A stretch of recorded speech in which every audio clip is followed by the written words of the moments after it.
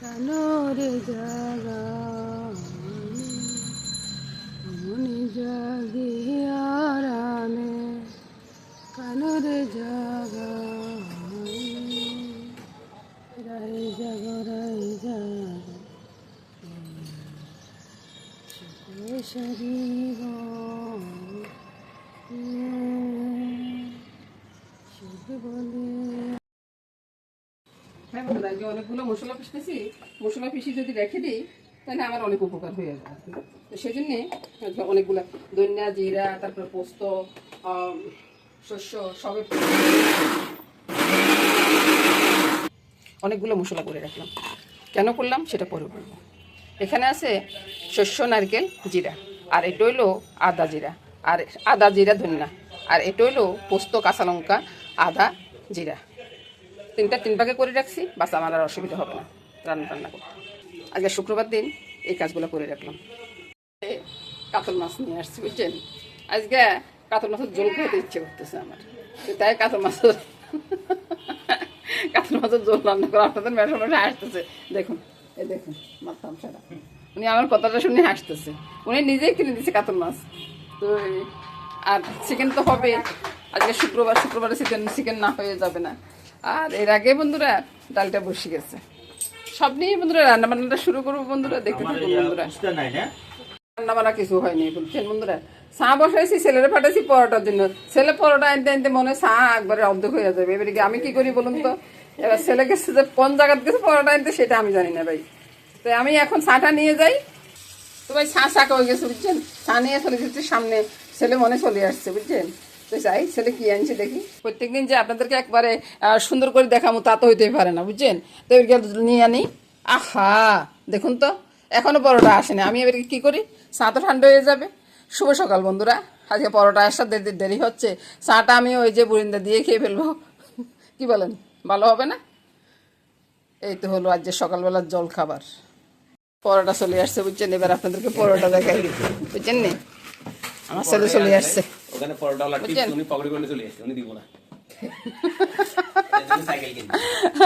কি অবস্থা দেখুন আমার ঘরের। পরোটা লাভ থেকে কি আনছস? হ্যাঁ মানে টাকা বাড়তে যেগুলো এগুলো পরোটা দিছে আর কি।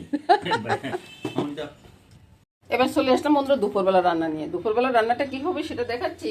ডালটা হচ্ছে, এদিকে ডালটা বসিয়ে দিলাম, আর এদিকে ডালের পোড়নে আমি মেথি আর কালো জিরা সবসময় দিই, এটা আমার বন্ধুরা মনে সবাই জানেন।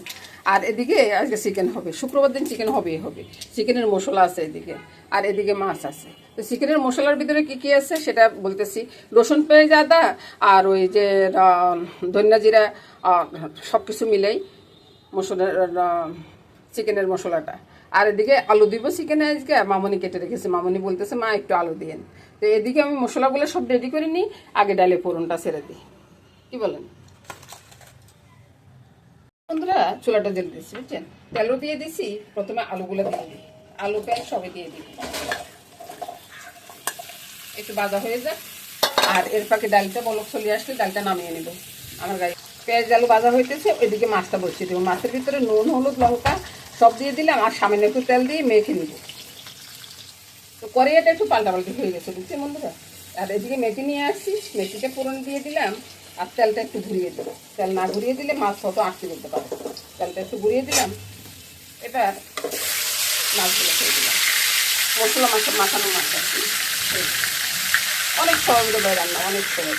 যে বলেন কঠিন, আমি মনে করি যে সে রান্না জানে না। রান্না করতে আবার কঠিন খেতে হবে, রান্না টেস্ট হবে, খেতে মজা লাগবে। এবার আমি ঝোলটা দিয়ে দিই। এখানে বন্ধুরা আপনারা চাইলে কাঁচা লঙ্কা দিতে পারেন, আমি কাঁচা লঙ্কা দিব না, আমি একটু ঝাল জন্য দেব। আবারও কড়াইটা পাল্টিয়ে নিলাম বুঝছেন। তো এবার আমি পেঁয়াজগুলো আলুগুলো তুলে নিব, সবগুলো পেঁয়াজ আলু তুলে নিই। বাইরে ভাই রান্নার যে কত রকম আছে ভাই, যারা রান্না করে সে বুঝবে, বুঝছেন? অন্যরা কি বুঝবো? অন্যরা তো মনে করে যে একই রকম রান্না। আরে ভাই রান্না কি একরকম হয় বলুন তো?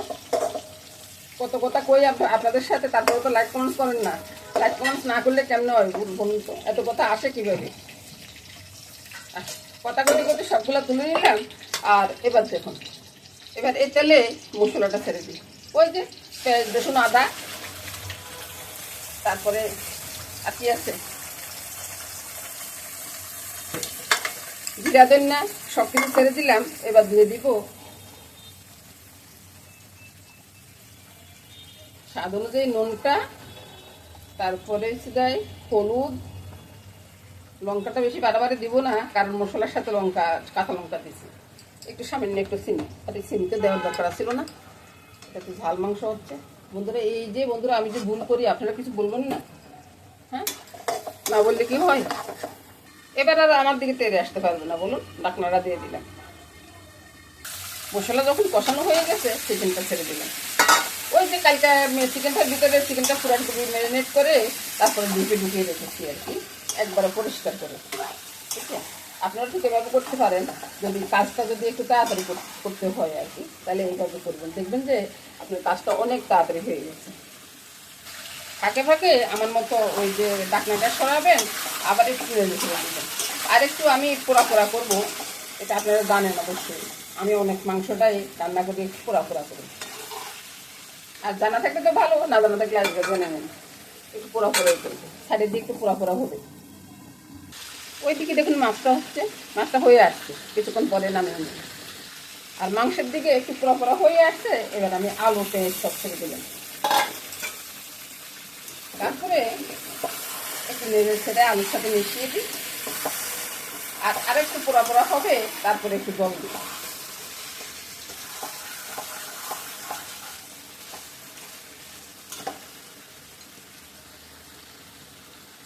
এবার মাছটা রান্না হয়ে গেছে, বুঝছেন? ধনিয়া পাতাটা ছড়িয়ে দিয়ে তারপরে নামিয়ে নিচ্ছি। আর একবারে সব কিছু একবার দেখিয়ে দিব। এবার মাংসের কড়াইটা এদিকে নিয়ে আসে, ওই যে বাচ্চার দেখবে ওদিকে নিয়ে গেছে, বুঝছেন? ঝোলটা ছেড়ে দিলাম, বাড়ি দিয়ে যা ছিল সব কিছু ছেড়ে দিলাম আর কি। এবার নেড়ে ছেড়ে দিয়ে আর রইল কি দারচিনি এলাচি বাটানো ঠিক গুঁড়া দিব। আজকে বাটতে পারবো না বন্ধুরা, ওই আর কি।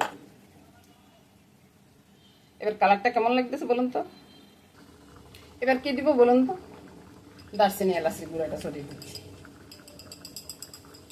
ব্যাস, এটা একটু মিলে যাক, তারপর রান্নাটা নামিয়ে নেব। মামনি জলটা একটু দেখলো, মামনি বললো যে আর কিছু করার প্রয়োজন নেই, তাহলে মাংসটা নামিয়ে নি বন্ধুরা। এবার এদিকে তাকান তো বন্ধুরা, প্রতিদিন যে মাংসটা দেখেন, আজকের মাংসটা কি একই রকম হয়েছে? নয়, বুঝছেন? আপনারা ঠিক এভাবে পাক করবেন, দেখবেন যে এক একদিন এক এক রকম পাক করবেন, সবাই চেটে পুটে খেয়ে নেবে। এবার সবগুলো একে নিয়ে আসি। এবার দেখুন তো মাছের ঝোলটা পছন্দ হলে খেতে চলে আসুন।